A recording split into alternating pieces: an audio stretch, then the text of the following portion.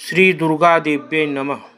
जैसा कि गुप्त नवरात्र चल रहा है, नवरात्र में आदिशक्ति जगदम्बा की पूजा अर्चना का विशेष फल प्राप्त होता है और जगदम्बा की कृपा प्राप्ति के लिए कुमारी कन्याओं का भी पूजन किया जाता है। नवरात्र में बिना कुमारी कन्याओं का पूजन किए नवरात्र का पूर्ण फल प्राप्त नहीं होता। इसलिए नवरात्र के विशेष तौर से अष्टमी या नवमी तिथि में एक कन्या या फिर 9 कन्या या आप अपनी श्रद्धा के अनुसार जितनी भी कन्या का पूजन कर सकें आप करें। कुमारी कन्याओं में 2 वर्ष की कन्या से 10 वर्ष तक की कन्याओं का पूजन करने का विधान शास्त्रों में दिया गया है।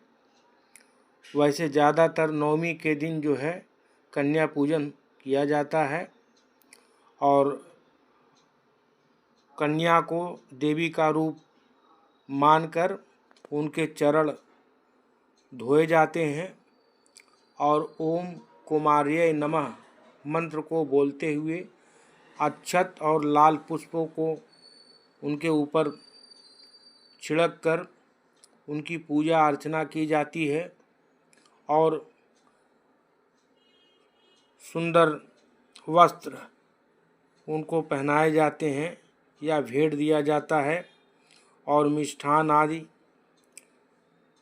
या भोजन कराए जाते हैं जो भी श्रद्धा से हो सके। और कन्या पूजन से देवी माँ प्रसन्न होकर साधक के अभीष्ट की पूर्ति करती हैं और एक कन्या का पूजन करने से ऐश्वर्य की प्राप्ति, 2 कन्या के पूजन से मोक्ष की प्राप्ति, 3 कन्या के पूजन से धर्म अर्थ काम और त्रिवर्ग की प्राप्ति, 4 कन्या की पूजन से राज्य पद की प्राप्ति, 5 कन्या पूजन से विद्या की प्राप्ति, 6 कन्या के पूजन से खट कर्म सिद्धि की प्राप्ति, 7 कन्या की पूजन से राज्य की प्राप्ति, 8 कन्या की पूजन से संपदा की प्राप्ति और 9 कुमारियों के पूजन से पृथ्वी के प्रभुत्व की प्राप्ति होती है। मंत्राक्षर मयीं लक्ष्मीं रूपधारणीं नौ दुर्गात्मिकां साक्षात् कन्यामावाहयाम्यहम्। जगत पूज्ये जगद्वंदे सर्वशक्ति स्वरूपिणी पूजां गृहाण कौमारी जगन मातर नमोस्तुते। यह मंत्र है। इस मंत्र का आवाहन कर ध्यान कर कन्याओं का पूजन करें आप। ओम कुमार्यै नमः मंत्र बोलते हुए अक्षत फूल से उनका पूजन करें। फिर उनको यथाशक्ति जो भी कुछ हो आप खिलाएं पिलाएं, मिष्ठान भोजन वगैरह।